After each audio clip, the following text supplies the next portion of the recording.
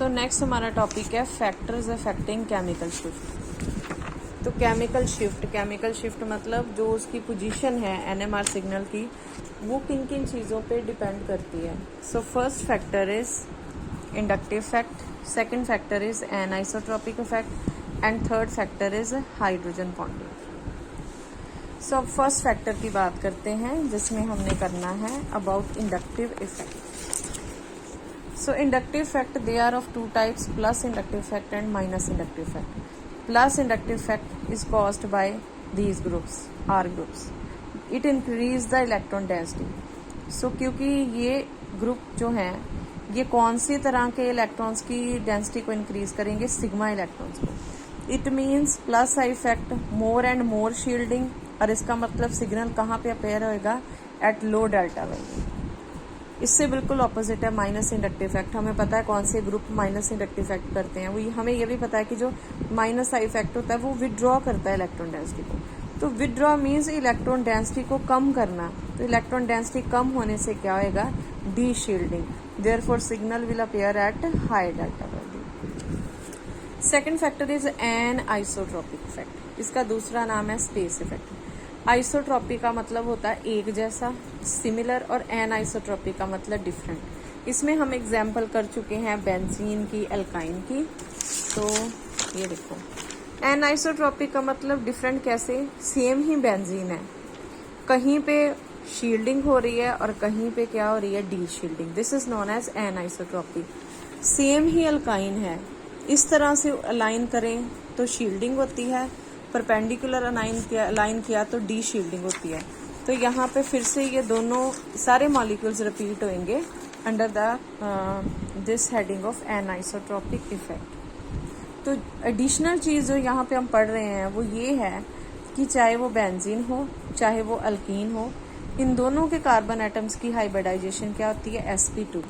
And sp2 means more S character, therefore more S character का मतलब ज्यादा electron activity, और ज्यादा इलेक्ट्रॉन एक्टिविटी का मतलब क्या आएगा यहाँ पे, डी शील्डिंग इफेक्ट। एडिशनली हम एल्डिहाइड को देखते हैं। फॉर एग्जाम्पल एल्डिहाइड में एक तो ये जो carbon which is attach to this proton, it is sp2 hybridize. दूसरा इस कार्बन के साथ ये जो ऑक्सीजन अटैच है, this is highly electron active. तो sp2 हाइब्रिडाइजेशन और इलेक्ट्रॉन एक्टिविटी, ये दोनों फैक्टर्स क्या करेंगे कि इस प्रोटोन की करेंगे डी शील्डिंग, और it will absorb at high delta value. तो जो एल्डिहाइडिक प्रोटोन होती है उसकी एब्जॉर्प्शन की वैल्यू होती है 9 से लेकर 10 तक। Third factor is hydrogen bonding. So hydrogen bonding कैसे होती है, for example OH NH2 group. So ये जो ग्रुप्स होते हैं जब ये फ्री होते हैं तब इनकी डेल्टा वैल्यू होती है 0.5 से लेके 5 की रेंज में। फ्री का मतलब when they are not hydrogen bonded, but once आप इनकी कंसंट्रेशन इंक्रीज कर दो, क्योंकि इन जो ग्रुप्स हैं इनमें कौन सी तरह की हाइड्रोजन बॉन्डिंग होती है, इंटरमॉलिक्यूलर हाइड्रोजन बॉन्डिंग। तो जैसे हमने कंसंट्रेशन को इंक्रीज कर दिया, हाइड्रोजन बॉन्डिंग हुई। अब हाइड्रोजन बॉन्डिंग क्या करती है, वी नो कि ये इस बॉन्ड को कमजोर करती है। किस बॉन्ड को कमजोर करती है, जो O और H का है। NMR में मेन कंसर्न, मेन VIP कौन है, प्रोटोन। तो बिकॉज ऑफ हाइड्रोजन बॉन्डिंग ये जो प्रोटोन है, जो हमारा VIP है, इसके अराउंड इलेक्ट्रॉन डेंसिटी कम हो रही है, तो उसकी क्या हो रही है, डी शील्डिंग।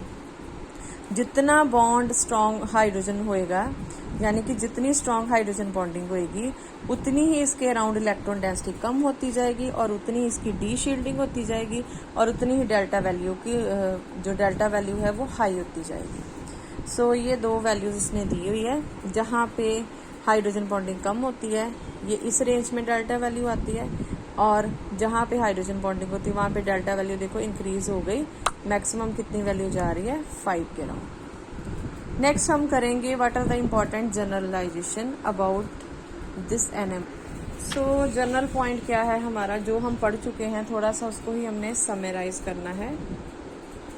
फॉर एग्जाम्पल हमने क्या पढ़ा कि जो प्लस आई इफेक्ट होता है दैट कॉज शील्डिंग, शील्डिंग से वैल्यू डेल्टा वैल्यू लो आ जाती है। माइनस आई इफेक्ट से डी शील्डिंग होती है, डेल्टा वैल्यू हाई हो जाती है। सेकेंड हमने पढ़ा एनाइसोट्रॉपिक इफेक्ट, जिसमें हमने देखा कि पाई इलेक्ट्रॉन डी शील्डिंग करते हैं मेनली एक्सेप्ट फॉर अल्काइंस, और जो सिग्मा इलेक्ट्रॉन्स हैं दे कॉज, उनसे क्या होती है, शील्डिंग। और हमने क्या ओवरव्यू देखा कि जो ओवरऑल हाइड्रोजन बॉन्डिंग है इट कॉज डी। और एल्डिहाइड हम पीछे कर चुके हैं, यहाँ पे हम कार्बोक्सिलिक एसिड के इस प्रोटोन की बात करें तो कार्बोक्सिलिक एसिड में 2 फैक्टर हैं।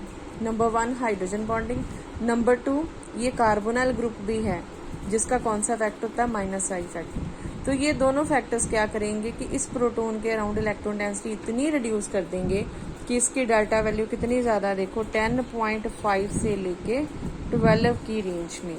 सो दिस इज इम्पॉर्टेंट जनरलाइजेशन और we can say overall view of NMR।